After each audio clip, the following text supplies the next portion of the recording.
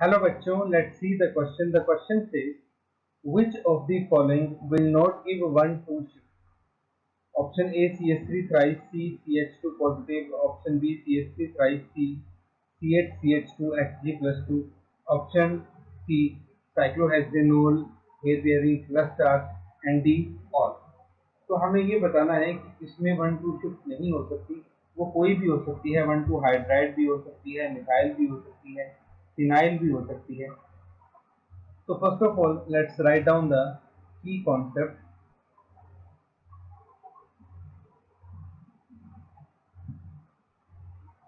In case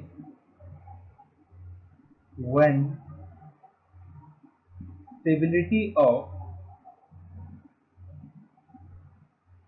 carbocation increase,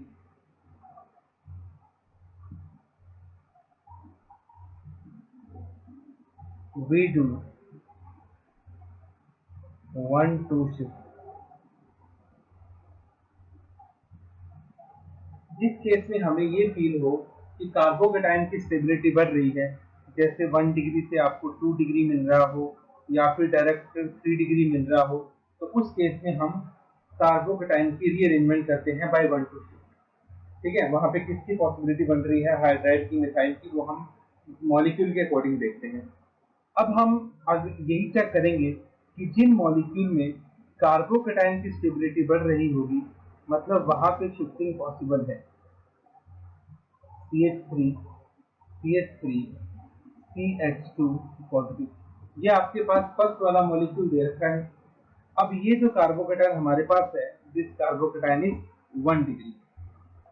अब देखिए, अगर इस कार्बोकेटाइन में हम क्या करें, इस मिथाइल को यहां से यहां शिफ्ट कर दें,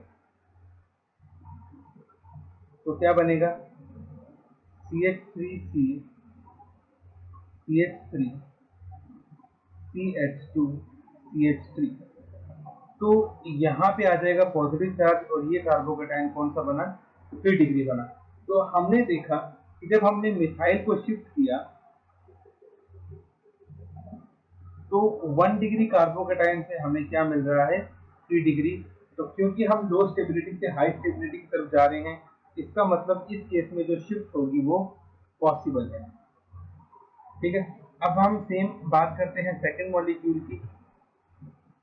सेकंड मॉलिक्यूल हमारे पास कुछ इस तरह से है, CH3C CH3 CH3 CH CH2 Hg+2। ठीक है, यहाँ पे क्या होगा, जब हमारे पास ये बॉन्ड क्लीव करेगा तो हम इसको यहाँ से क्लीव करते हैं, तो हमारे पास बनता है CH3C CH3 CH3 CH CH2 Hg। अब यहाँ पे हमारे पास पॉजिटिव चार्ज आ जाएगा। ठीक है, मैंने इस बॉन्ड को यहाँ से नहीं तोड़ा, क्योंकि यहाँ से तोड़ने पर हमारे पास 1 डिग्री कार्बोकेटाइन बनता है, जबकि यहाँ से हमारे पास क्या बन रहा है, 2 डिग्री। तो क्योंकि 2 डिग्री कार्बोकेटाइन ज्यादा स्टेबल होता है, इसलिए हम वहीं से बॉन्ड को क्लीव करते हैं। अब जब ये हमारे पास बना 2 डिग्री, तो हम देख सकते हैं जब हम इस मिथाइल को यहाँ से यहाँ शिफ्ट कर देंगे तो हमारे पास बन जाएगा CH3C CH3 CH CH2Hg CH3। तो पॉजिटिव चार्ज यहाँ आ जाएगा और ये बन गया आपके पास 3 डिग्री। तो क्योंकि इस केस में हम 2 डिग्री से जा रहे हैं 3 डिग्री की तरफ, मतलब लो से हाई स्टेबिलिटी, तो यहाँ पे भी 1,2 शिफ्ट हमारे पास पॉसिबल होगी। अब हम लास्ट वाला मॉलिक्यूल अपना चेक करेंगे और उसमें हम स्टेबिलिटी देखते हैं।